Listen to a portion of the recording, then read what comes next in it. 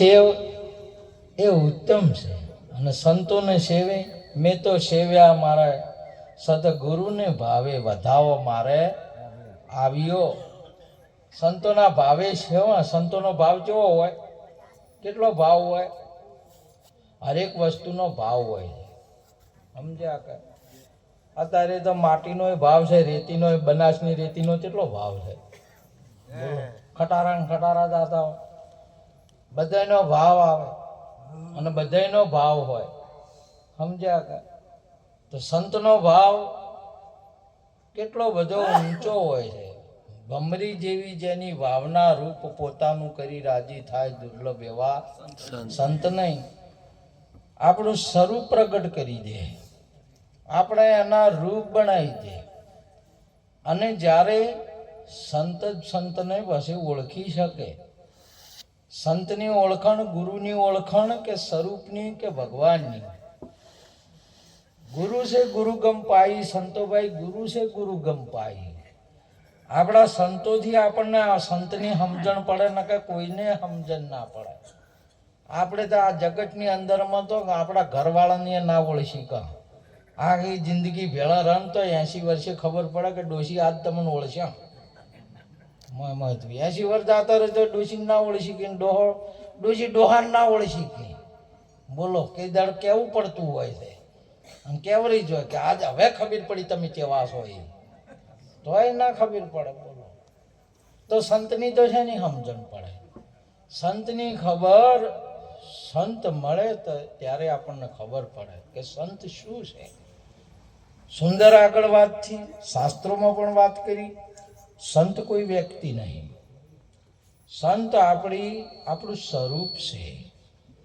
સંત એક એવી દશા છે, સંત એવી એક સ્થિતિ છે જે જેને સમજાય ને લાગુ પડે એને હોય. તમે આજે જગતની અંદરમાં તમામનું પ્રાગટ્ય થાય, પણ સંત ચો પ્રાગટ્ય થાય તમે કોઈના કુખી વભળ્યા? સંત પ્રાગટ્ય કોઈ સંત આજે ગુરુ હોય ને તો ભગત બનાવે, ગુરુ હોય તો ભગત બનાવે, જિજ્ઞાસુ બનાવે, મુમુક્ષુ બનાવે, પણ કોઈને સંત બનાવ્યા તો વભળ્યા? સંત એની પોતાની, હે અર્જુન મારી ઈચ્છાથી હું પ્રગટ થઉં છું. સંત એની ઈચ્છાથી પ્રગટ થાય છે. અને એ સંત એટલા માટે પ્રગટ થાય છે કે સંત સાથે ફોજ મહાભારી. જહાં જહાં મુકામ કરે તહાં તહાં असत की करे खुआरी. अधर्म को उथापन करे ने धर्म ની થાપના થાપે, એમ ફરે મુલકની માય સંત અભેપદ આપે.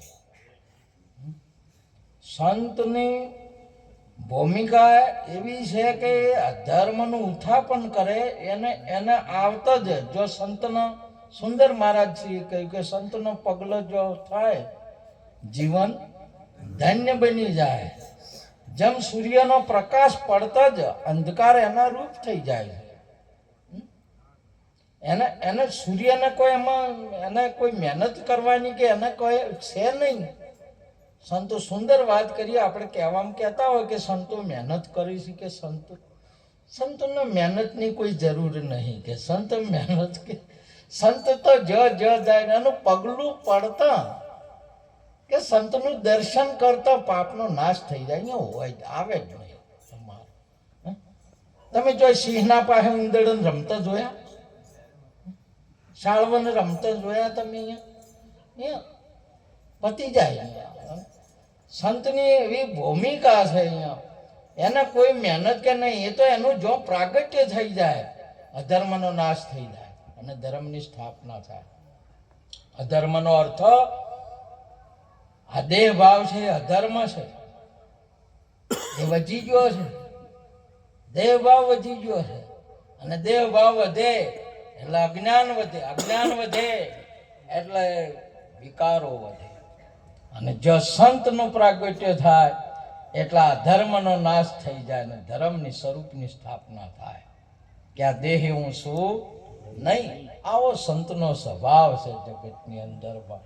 ભજન કરવું એ કર્મ નહીં, સંતોને તેડવા એ કર્મ નહીં, એ સ્વભાવ છે. તમામે તમામ વસ્તુનો ભાવ હોય છે, સ્વભાવ હોય છે બધાનો. એમાં સંતનો પણ સ્વભાવ છે. આ સંતનો સ્વભાવ છે એ હવે આ 26 વર્ષથી કે એટલેથી હવેથી જ કોમ કરે છે એવું નહીં. સંતો આદિ અનાદિનો છે, કાયમનો છે.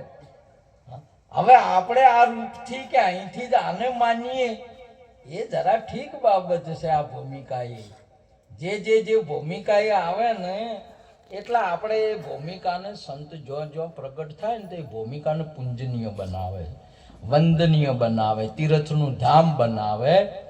બાકી સંત અનાદિનો હમ અનાદિ ઓર ન દુજા પાર ભયે પહેચાના અલખ ખલક પૂર્ણ પ્રકાશા અખંડ બ્રહ્મ એ હમ જાના. જેને અખંડ બ્રહ્મ કહેવાય છે એ હમ છે. અને આ પોતાનું સ્વરૂપ સંતનું સ્વરૂપ જ આ વિશ્વની અંદરમાં વિલસી રહ્યું છે, જેને બ્રહ્મ વિલાસ કહેવાય. જેને આખો તમામે તમામ સમુદ્રની અંદરમાં સમુદ્ર જ લહેરી રહ્યો છે. એની અંદરમાં જ એની લહેરી કોઈ દાડો તમે મહેન્દ્ર મહારાજ મુંબઈ જૂ ચોપાટી ઉપર જાઓ નહીં તો રાતના 1 વાગે જો તો એ ઘોઘટાવા લહેરી રહ્યો હોય.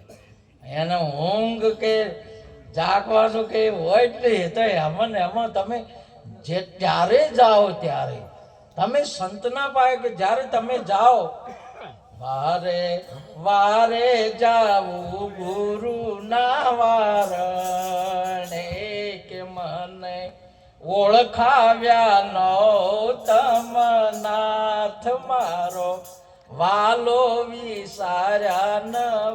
હજી દારૂ પી જાય તો દારૂડિયો ઘર ભૂલી જાય, ઘરે ભૂલી જાય ને વળી ઘણો વળી વધારે પીજો હોય તો બાયડી ભૂલી જાય. બૈરણીએ ભૂલી જતા હોય તો વધારે પીજો હોય તો. હા, પણ કદી એમ કે હું નહીં એવું ભૂલે ખરો? કે હું નથી એવું ભૂલે ખરો? એ તો ના ભૂલે, બધું ભૂલી જાય. આમ જો એનાથી વધારે પી જાય તો ગામનો સરપંચ યાદ થઈ જાય. હશે ના હશે? આ ગામના સરપંચ અમે છે, આ ગામના ઠાકોર અમે છે, આવું થઈ જાય.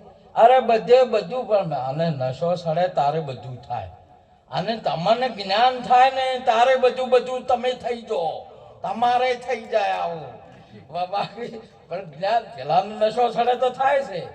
કોઈના છે સિક્કા લેવા ના પડે, કોઈના વટ લેવા ના પડે, હમણાં ઠાકોર થઈ જાય. સમજ્યા કે આ એ તમારે જ્ઞાન પ્રગટ સદગુરુ આપણો સંત આપણને જ્ઞાન પ્રગટ કરે તો હમ અનાદિ ઓર ન દુજા પાર ભયે પહેચાના અલખ ખલક પૂર્ણ પ્રકાશા અખંડ બ્રહ્મ હમ જાના. એવું આ સ્વરૂપ આદિ અનાદિનું એટલે કાયમનું અને સ્વરૂપ જ છે. એના સ્વરૂપની અંદરમાં વિલસી રહ્યું છે. એ સ્વરૂપનો આપણને આપણા ગુરુએ અનુભવ કરાયો. આની થોડી કે આપણને ઝલક અને સમજ્યા છે એ આપણા ગુરુઓને આપણા સંતોને ખૂબ નમન કરી નત પ્રણામ કરી વાતને પૂરી કરું છું. બોલો સદગુરુ મહારાજ.